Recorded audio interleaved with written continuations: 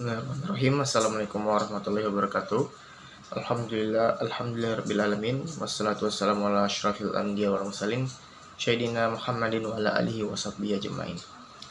Kembali lagi bersama saya Dimas Effendi. Pada kesempatan kali ini kita akan membahas kembali tentang salah satu materi dari fikih muamalah kontemporer yang membahas tentang syirkah.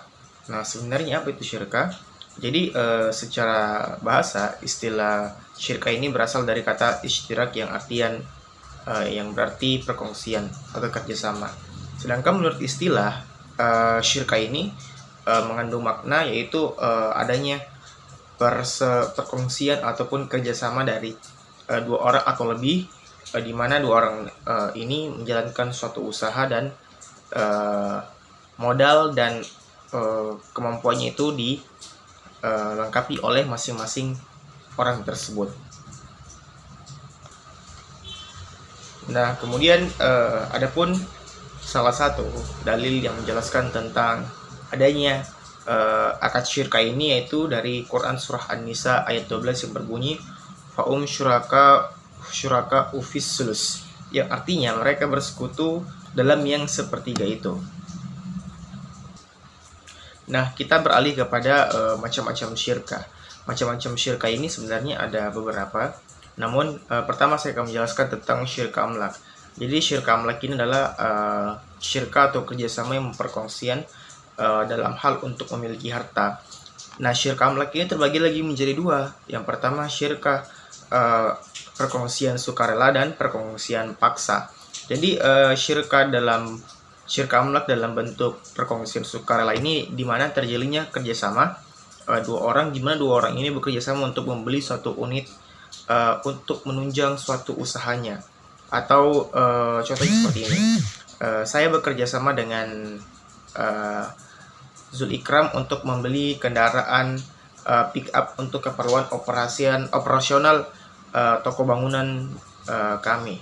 Jadi mobil ini kami beli untuk keperluan operasional antar barang dari toko bangunan kepada si pihak konsumen. Kemudian syirkah amlak dengan perkongsian paksa adalah pihak yang terlibat di sini mau tidak mau harus mengikuti aturan yang telah ditetapkan oleh si pihak sebelumnya. Jadi contoh dari syirkah amlak perkongsian paksa ini yaitu contohnya adalah pembagian harta warisan dari orang tua kepada anak-anaknya. Kemudian ada jenis lain dari syirkah yaitu syirkah ukut. Nah, syirkah ukut ini adalah syirkah yang menjelaskan tentang dua pihak atau lebih untuk menjalankan usaha baik jasa maupun pembagian keuntungannya. Adapun jenis-jenis dari syirkah ukut ini yaitu salah satunya tentang syirkah inan, di mana syirkah inan ini itu adalah syirkah yang mempertemukan dua orang atau lebih untuk menjalin suatu kerjasama usaha, di mana si kedua belah pihak ini harus bersama-sama memberikan 50% modal dan 50% keahliannya untuk membangun bisnis ini. Nah, contohnya saya dengan Zul Ikram ingin membuat usaha restoran. Jadi kami bersama-sama mengumpulkan modal untuk membangun restoran, kemudian kami bersama-sama pula ikut andil dalam turut pembangunan brand dari restoran kami. Semisal saya ikut andil dalam menjadi koki atau chef, sedangkan Ikram ikut andil dalam proses marketing branding dari usaha kami. Kemudian ada syirkah abdan, yaitu kerjasama antara dua orang atau lebih, di mana di sini yang dipertemukan hanyalah keahlian dari masing-masing si orang yang mengadakan kerjasama ini. Nah, contoh real dalam kasus syirkah abdan ini yaitu adalah bertemunya dari para komunitas penjahit atau komunitas orang-orang yang memiliki skill tertentu untuk membangun satu usaha. Jadi si orang-orang yang memiliki keahlian khusus ini kemudian bertemu untuk membangun semua bisnisnya membangun semua bisnis bersama-sama. Nah, adapun implementasi dari akad syirkah ini dalam bidang keuangan atau lembaga-lembaga lainnya, contohnya saya ilustrasikan seperti ini. Saya adalah seorang yang memiliki modal untuk membangun sebuah usaha. Nah, saya ingin membangun usaha bersama-sama. Jadi saya memanggil salah seorang rekan saya, contohnya Andi. Nah, kami di sini menjalin kerjasama akad syirkah. Jadi kami sebelum itu bernegosiasi bagaimana kerjasama yang akan dibangun ini. Entahkah kami ingin membangun usaha bisnis, jasa, ataupun bisnis dalam bentuk perdagangan.